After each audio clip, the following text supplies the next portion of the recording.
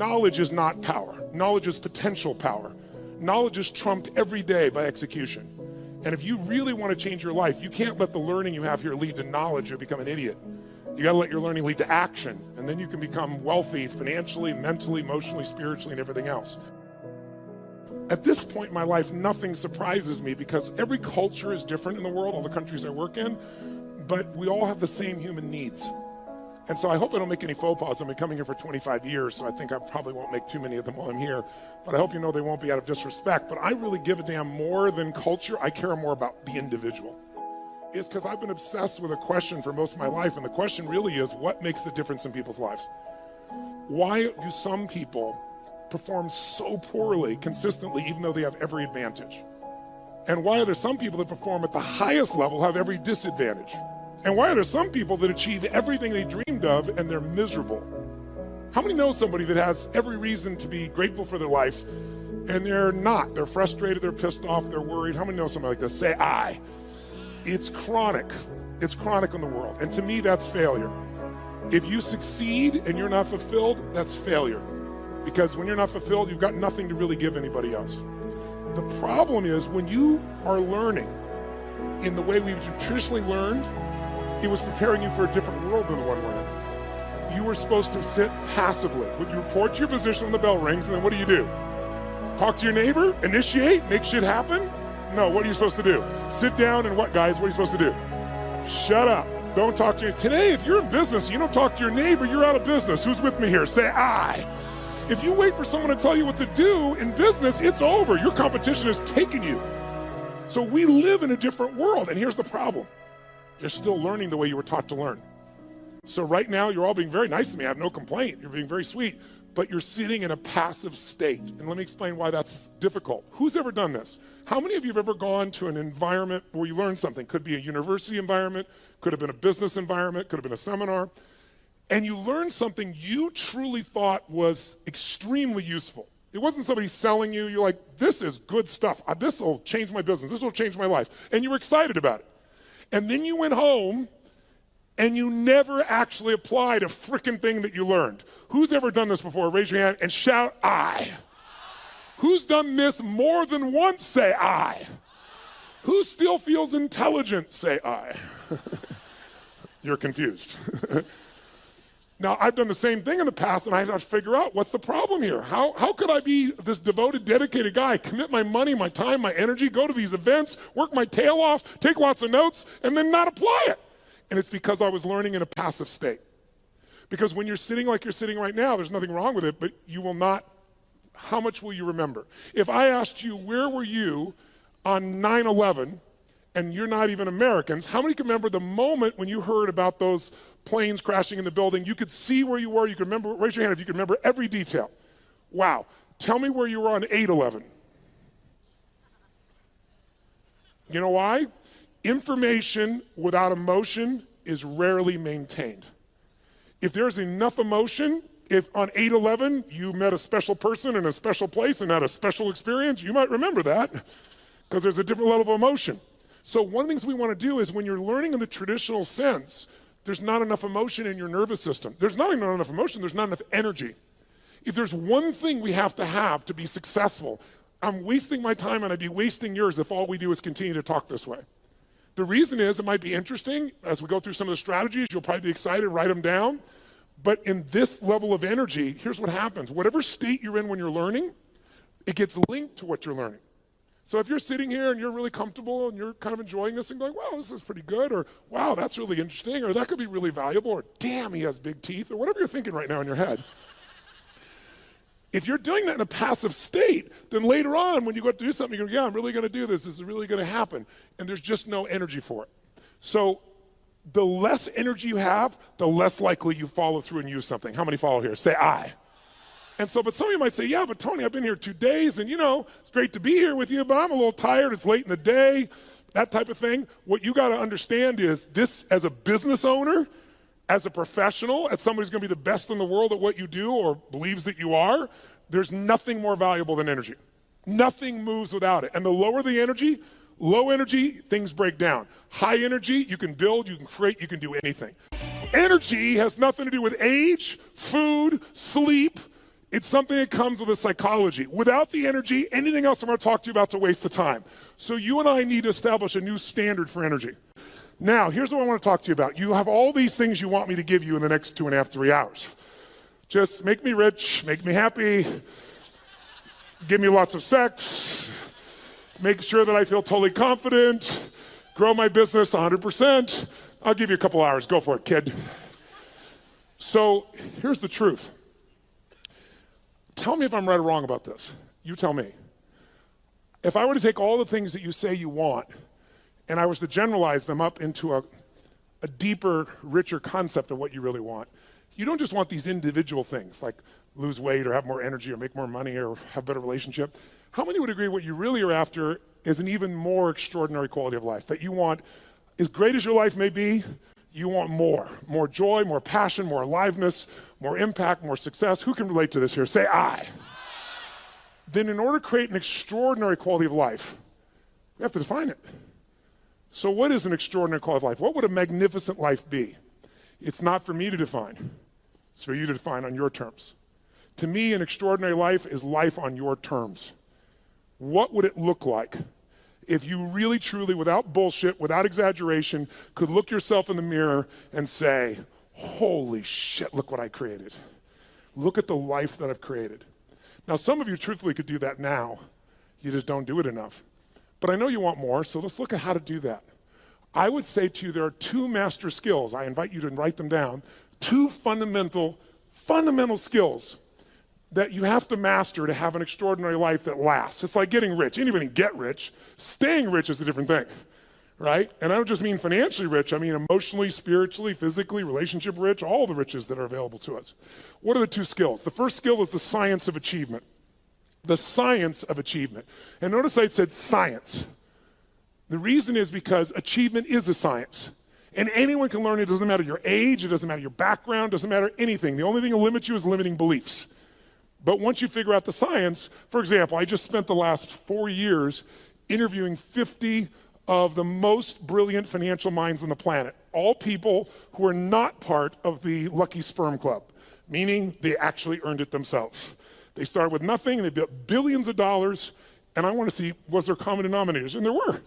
And if you practice what they teach, which is what I put into a book, if you do it, there's zero question what you do. I applied what I've learned the last 4 years and tripled my net worth, which was already extremely high. And it all just came from applying what I learned. Because I went to the very best on earth, success leaves clues, figured out what they're doing, did it myself, and I teach other people too as well. Your body, we're all unique biochemically, but not that unique. Meaning there's certain fundamentals related to health, vitality, and energy. There's certain laws. If you violate those laws, you're gonna have low energy and you're gonna have dis-ease in your body. That's what disease is, dis-ease, right?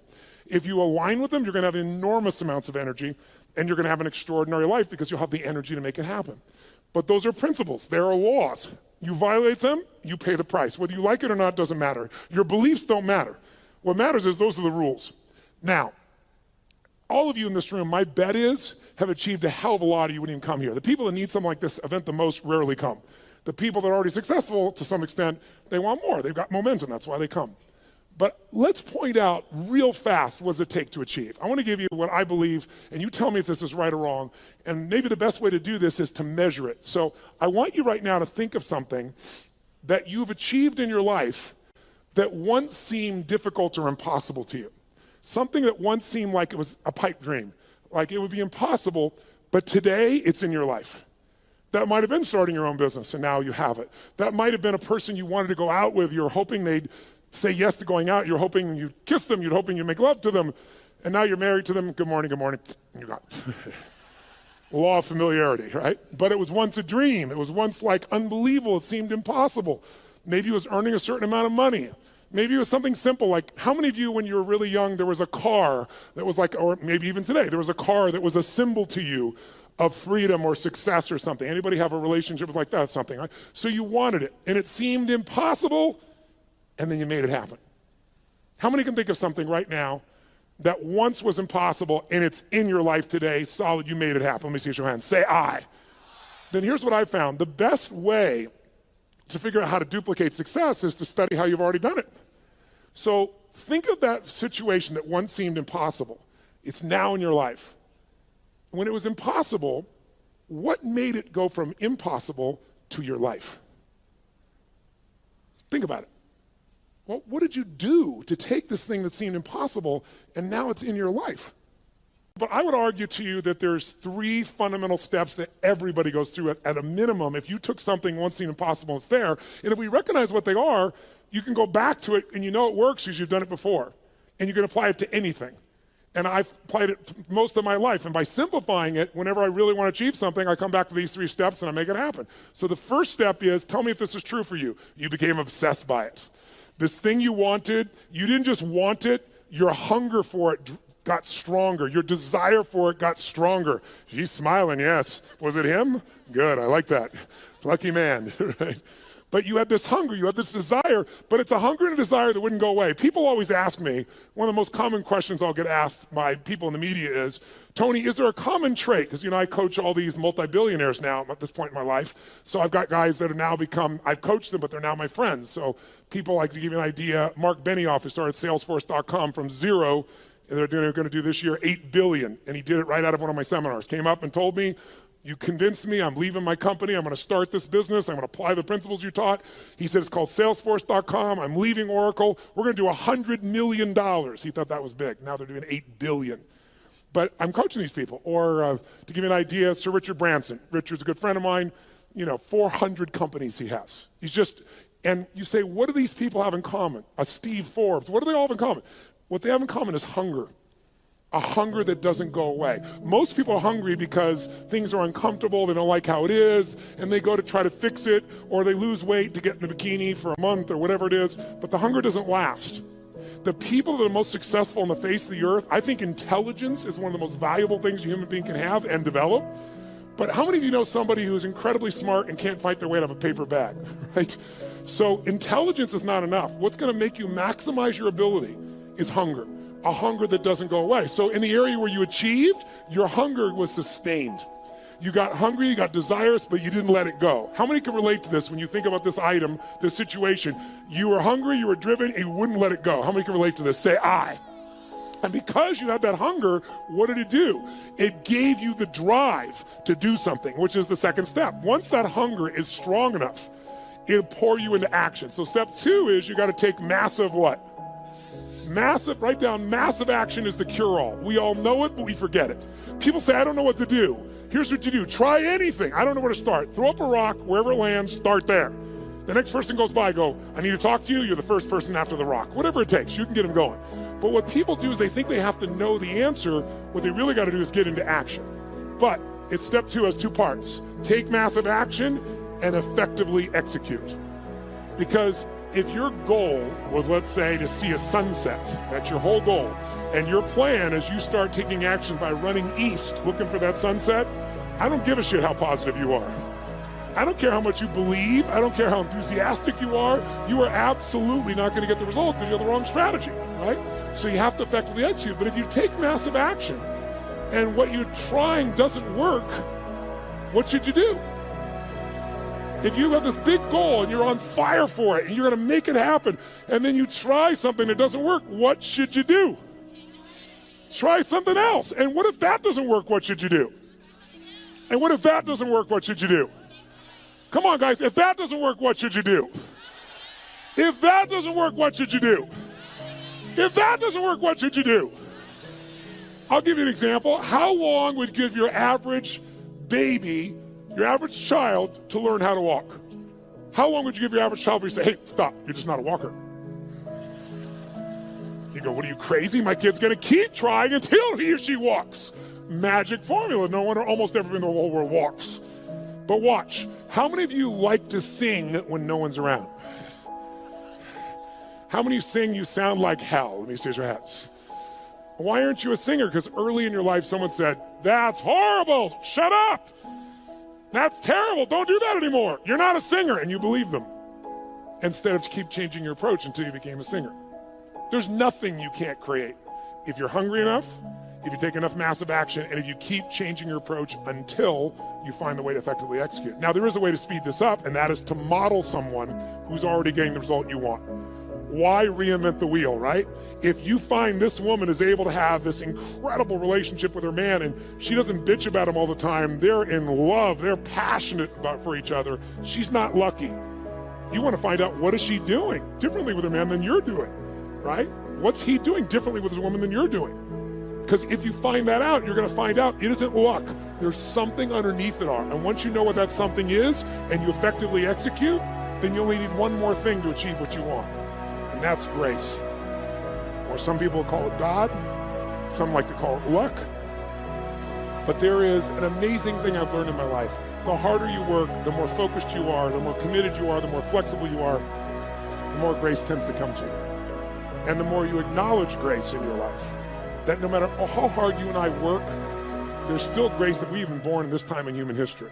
I mean, there wasn't a better time in your life or any lifetime to be an entrepreneur than there is today. There's more resources available at your fingertips, it's in your pocket, for God's sakes, than ever existed in the history of the world. And it's going to change every aspect of your life, and you want to be ready to take advantage of that. But it's really hard to take advantage of things when you're busy not noticing all the grace that already exists. I found when you acknowledge it's there. Who can align with this? Who's ever felt that sense of guidance or grace in your life?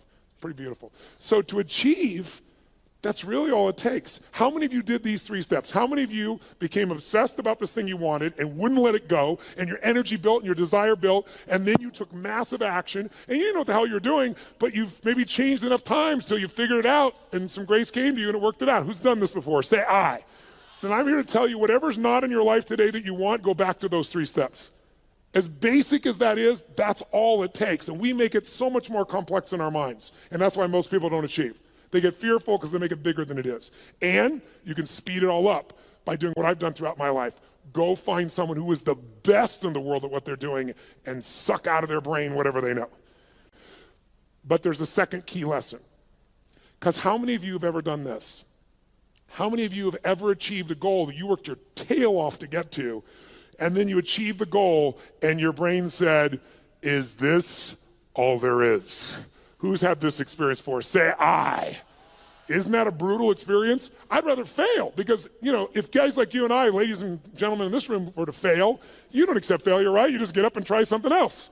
So failure is actually better because you could still succeed. When you succeed and you're not happy, now you're what I call technically screwed.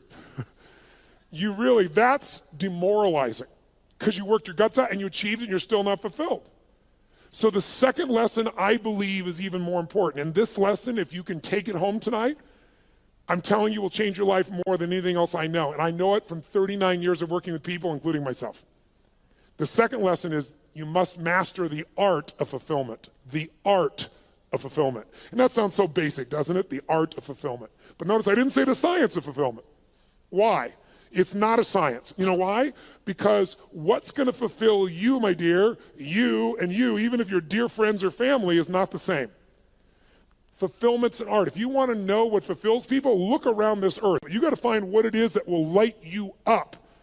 Because otherwise you achieve and you're not fulfilled. As I said earlier, success without fulfillment is the ultimate failure.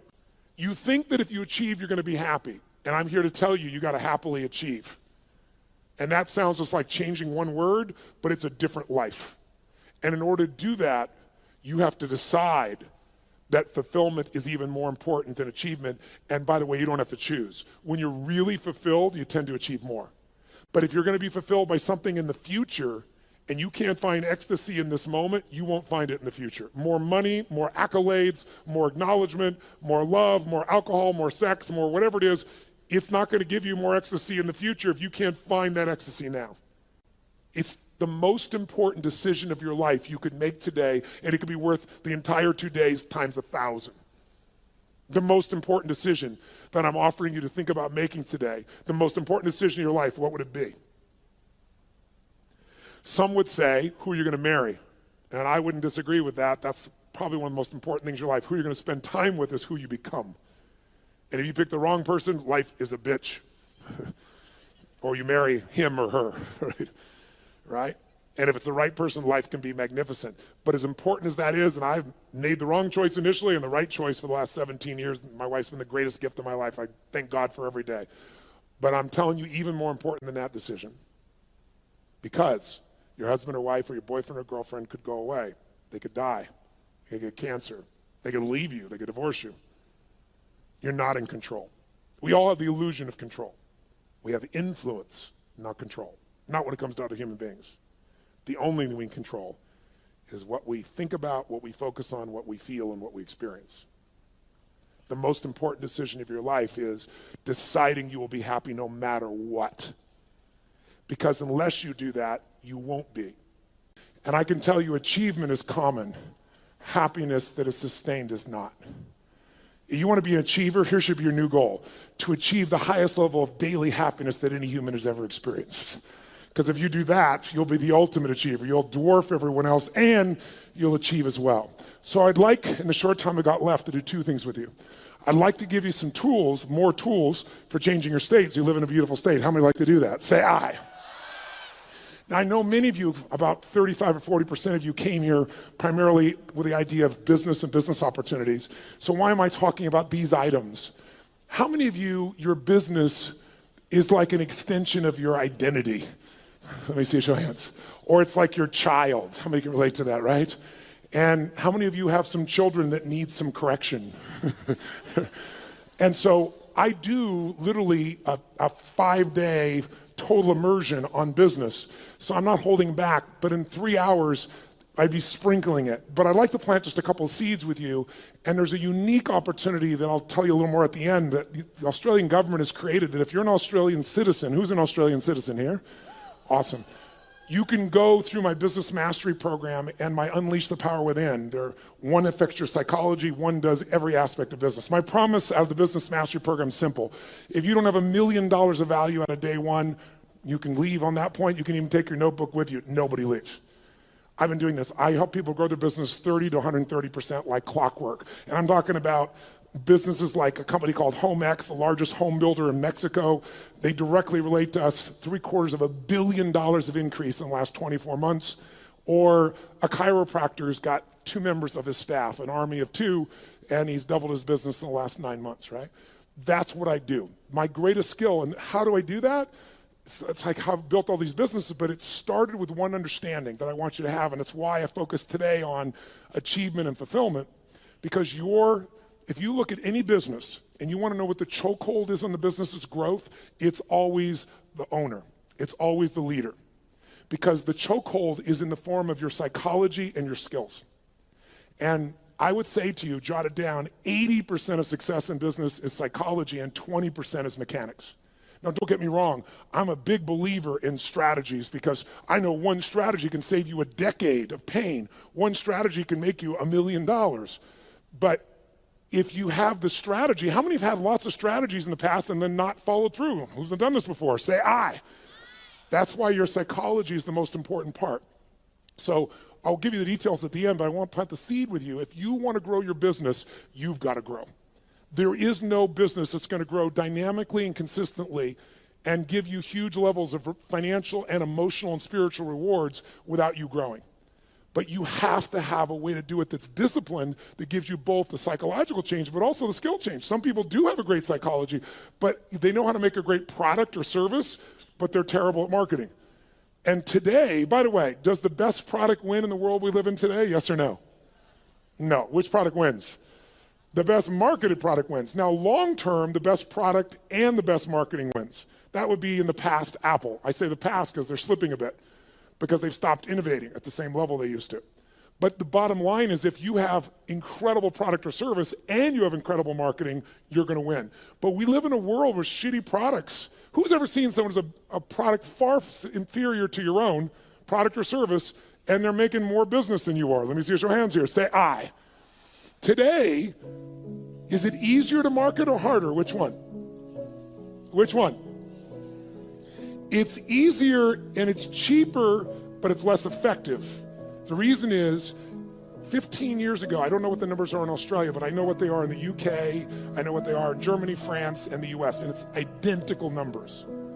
About 15 years ago, it would be 16 years ago now, they did the study, and they found that it took, on average, 4 exposures to a product on average before someone then took action, on average. Does anybody know what it is today, meaning as of last year? 16. 16 exposures on average before someone responds. So today, it's really hard to succeed if you're in a situation where you're trying to market, and what are you going to compare to? Today, people have gigantic budgets. That's why you've seen all these small businesses disappear and more big businesses show up. And how are you supposed to compete with that? The answer is you can, but you have to use a totally different tack. You can't do traditional advertising. You're going to have to learn to master what I teach, which is how do you become the expert in the field so that people come to you because they want to understand what you know about it. Where people seek you out, you don't advertise for them. Because whatever advertising you have, if you're a small business, it's going to be very hard for you to compete with that. And that is for every kind of product you can imagine today, isn't it true? So a lot of people get down and out. It's just because they don't understand. It is so easy in the world we live in today to develop a level of expertise where your marketing is not marketing, it's adding value. If there's one way to become wealthy in business, there's only one way to stay wealthy. Find a way to do more for others than who? Than who? Than anyone else. If you find a way to add more value than anyone else in your category, you will completely dominate that marketplace. And if you keep doing it and you keep innovating and you keep growing, you can go from a tiny little business where everyone else dominated you to where you're the dominant force.